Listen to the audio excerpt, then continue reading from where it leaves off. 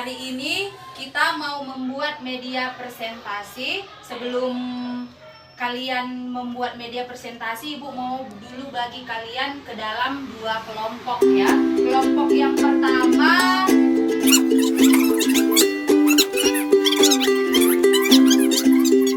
sekarang Ibu sudah bagi kalian menjadi dua kelompok. Ibu mau minta dulu setiap kelompok memikirkan satu nama tokoh Alkitab yang akan dijadikan jadi nama kelompoknya. Oke, Bu mulai dulu.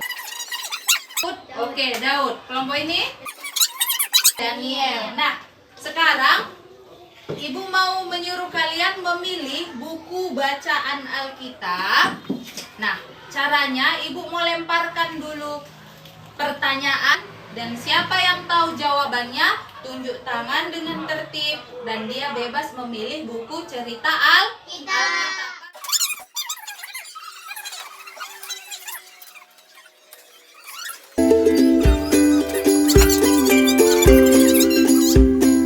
Satu cerita Alkitab yang menarik, lalu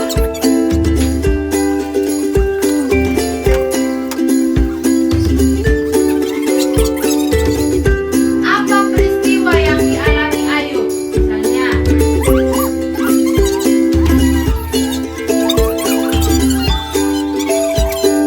buat dalam kertas panjang, ya. Lalu kalian buat lagi. Apalagi yang terjadi dengan Ayub? Diuji kesetiaannya.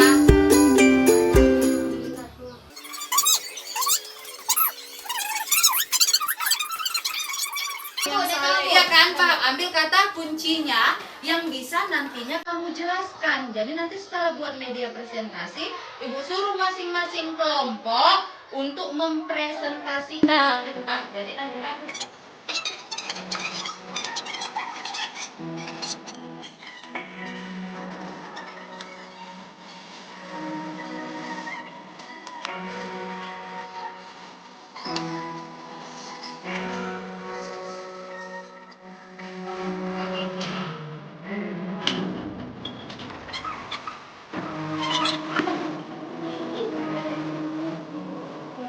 Mbak, ini nggak kalian tempel.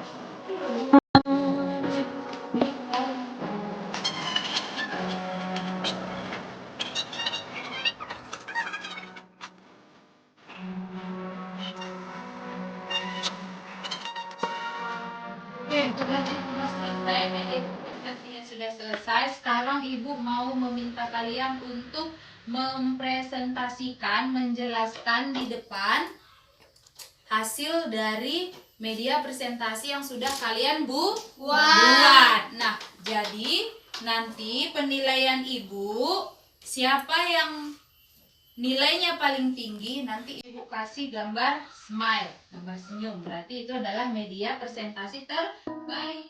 Ya. Silakan untuk menjelaskan. Halo teman-teman, kami dari kelompok Daud untuk menjelaskan cerita Paulus.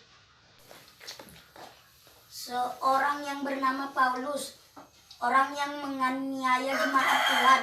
Dia menangkap semua murid Tuhan Yesus untuk memenjarakan dan membunuhnya.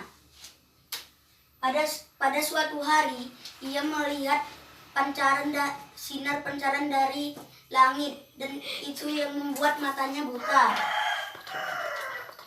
Ia menjadi buta, dan ada yang dikirim Tuhan Yesus untuk menyembuhkan matanya si Paulus. Saulus matanya celik melalui Ananias, dan itu membuat dia bertobat menjadi orang yang baru, yang mengubah namanya menjadi Paulus. Saulus menjadi seorang yang baru, dan ia mengikut Tuhan Yesus untuk memberitakan Injil. Selamat dan sekian, terima kasih. Tuhan itu ada. Yang kedua, dan kita harus tidak boleh melanggar firman Tuhan. Oke, Ibu tanya dulu yang pertama. Kita harus tahu kalau Tuhan itu ada. Dari mana kalian bisa ambil pesan itu dari kisah Paulus? Dari yang mencari berita. Apa coba? Kuat. dari ia menjadi buta. Ketika dia menjadi buta, Dia tahu kalau dia Perbuatannya tahu. salah. dia tahu kalau dia salah dan dia tahu kalau Tuhan ada. Kuat, ayo Dian, coba. Dia merasa bersalah dan sekarang dia tahu kalau Tuhan menjadi buta. Tuhan itu ada. Minta kelompok Daniel untuk mempresentasikan hasil tugas kelompoknya. Silakan. Halo teman-teman, kali ini saya mau mempresentasikan tentang Daud. Daud adalah pengembala domba. Dia mengembala dombanya dengan rajin. Daud dipilih menjadi raja melalui Nabi Samuel menggantikan Raja Saul. Pada suatu hari Daud berperang melawan Goliat berbadan besar dan berpedang. Daud mengalahkan Goliat dengan batu kerikil dan nama Tuhan. Daud juga memiliki sahabat bernama Yonatan. Walaupun Yonatan anak Saul, tetapi Daud tetap bersahabat dengan Yonatan. Sekilas hari ini saya telah mempresentasikan tentang Daud. Apa pesan dari kisah Daud yang kalian pelajari? Pesannya satu, supaya menjadi taat kepada Allah. Oke, apa buktinya Daud di situ taat kepada Allah? Daud berperang Satu-satu, ayo. Siapa? Loren dulu, Loren. Daud berperang melawan Goliat dengan nama Allah. Daud berperang melawan Goliat dengan nama Allah. dan dia tetap berteman dengan Dengan Yonatan. Walaupun Yonatan itu anak Saul. anak Saul, sementara Daud dan Saul itu bermusuhan. Saul ingin membunuh Daud, tapi dia tetap mau bersahabat dengan Yonatan. Oke, yang kedua, Supaya kita mengandalkan Allah. mengandalkan Allah. Oke, apa buktinya di situ Daud mengandalkan Allah? Daud mengalahkan Goliat yang berbadan besar. Badan besar, lalu Berpedang. berpedang, besar. lalu apa buktinya di situ dia mengandalkan Allah?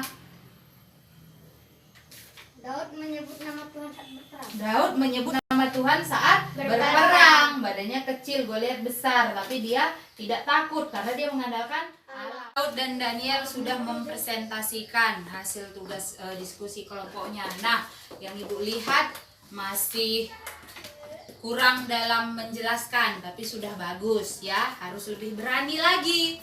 Harus lebih berani lagi dan dipahami apa isi ceritanya, isi cerita Alkitabnya, siapa itu tokohnya. Harus didalami lagi Paulus itu bagaimana, kan udah dibaca melalui buku cerita. Kan sebelum kita membuat ini tadi Ibu suruh sudah membaca buku cerita. Itu yang seharusnya dijelaskan lebih dalam. Oke, tapi tidak apa-apa, sudah mulai bagus. Ini adalah proses belajar. Nilai 89. Kita kasih tepuk tangan. 8.